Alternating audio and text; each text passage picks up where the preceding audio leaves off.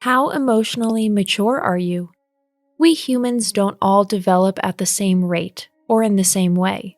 Some of us have to slip into the shoes of a mature adult early in life, long before we are emotionally ready. Still others manage to keep their inner child alive throughout their lives, displaying at the far end of the spectrum the excited emotional behavior of a teenager in a hormonal frenzy. Growing up is not a static event that happens automatically when we reach a certain age or enter the workforce.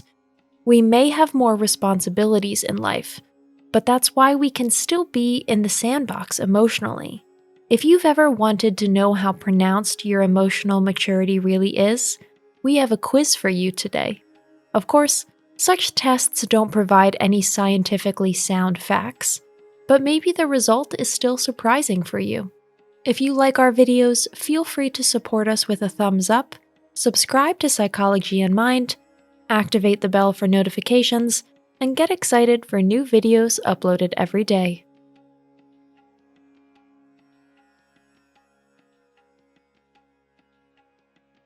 Number 1. How often do you feel like a mature person? A. Always. B. Most of the time. C. Don't know. D. Usually. Or E. Never. Number 2. How do you feel when people say bad things about you? A. It annoys me every time. B. It annoys me most of the time. C. I don't know. D. It annoys me a little. E. It doesn't bother me at all. Number 3. What do you think about your attitude toward yourself? A. I always have a positive attitude toward myself. B. Most of the time, I have a positive self-image of myself. C. Don't know. D. I typically don't have a good image of myself. Or E. I have never had a positive attitude toward myself. Number 4. How aware are you of your personal strengths and weaknesses? A. They are always present to me. B. Most of the time, I recognize them. C. I don't know. D. Sometimes I see them clearly in front of me. E. I've never had a clear idea of them. Number 5. How do you respond to emotional discomfort? A. I always try to get to the bottom of it. B. I usually try to find the reasons for it. C. I don't know. D. I usually just move on. Or E. I never investigate it further. Number 6. How well can you put yourself in other people's point of view? A. I always manage to do that. B. Most of the time, I manage. C. I don't know. D. I often can't. E. I've never been able to. Number 7. Do you see yourself as responsible for your personal achievements and failures? A. Yes, always. B. Most of the time, I do. C. I don't know. D. Sometimes I don't. E. No, never.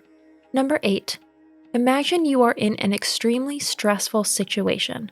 How do you act? A. I am calmness personified. B.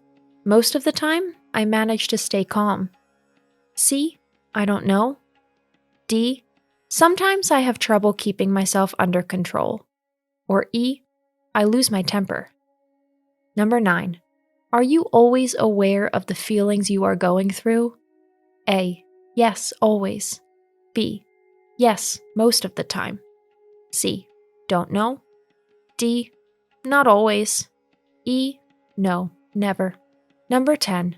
To achieve your goals, how do you go about it? A. I can always channel my emotions appropriately. B. Most of the time, I manage to adapt my emotions to the situation. C. Don't know. D. I sometimes have trouble adapting my emotions to the occasion. Or E. My emotions are in control of me, not the other way around. Now let's move on to the answer key. Did you answer all the questions completely? Now it's time for the resolution. For this, you have to assign a certain number of points to each of your answers. For each A answer, you get 5 points. Each B answer is worth 4 points. You can reward a C answer with 3 points. Each D answer is worth 2 points. Each E answer is worth only 1 point. Now add up the points.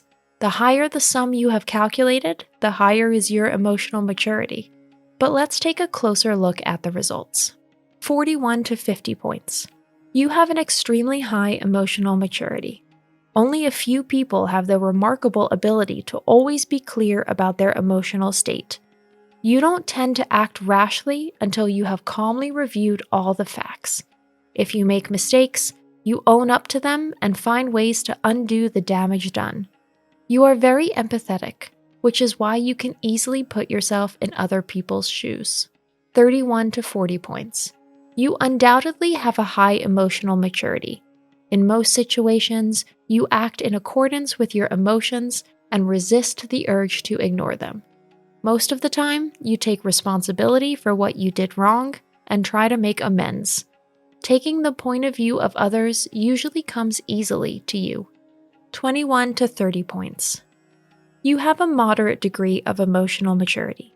Sometimes you manage to control your emotions quite well in a certain situation, but other times they take over. It's a similar story with your empathy. Sometimes it is well developed and serves you well, but in other circumstances you may completely lack understanding for another point of view. 11 to 20 points. You struggle to understand your feelings and often find them too overwhelming to cope with. You don't always manage to feel responsible and refuse to admit when you've messed up. You find it difficult to put yourself in others' shoes. 1 to 10 points. You have difficulty channeling your feelings according to your biological age. You may never have had the opportunity to learn your emotional and social skills. However, you do not like compromises and always want to go your own way. There is nothing against that, as long as you don't hurt anyone. Today's conclusion. Right or wrong, are you satisfied with your results? Does your self-assessment correspond to the result? As I said, such tests are always just an indication of direction and are never set in stone. And of course, emotional maturity depends on a variety of factors that a mere survey can't really cover. If you feel you should be significantly further along in this point of your development, don't panic. Life still manages to teach us the lessons we need to make us grow. Enjoy the time when you don't have to play strictly by the rules of the adult world. The seriousness of life takes us all soon enough. If, on the other hand, the test showed that you've already gained quite a bit of ground in terms of emotional maturity, then congratulations. Welcome to the adult club. You'll see that this state brings many advantages. If you know your feelings and can assess them correctly, you will have a clear starting advantage on the racetrack of life. Nevertheless, you should not let your inner child fall by the wayside completely. It's best to take it with you on your journey from time to time. It offers you the necessary balance to adulthood and reminds you that the meaning of life unfolds somewhere between play and seriousness. Thanks for watching. Did you find this information helpful? Do you have experience with it? We would love to hear from you. Leave a comment below and let us know your thoughts. For more resources about mental health, self-improvement, and psychology, visit our website. You'll find the link in the video description where you can also connect with us on social media and sign up for our email list. Take care of yourself and have a beautiful day.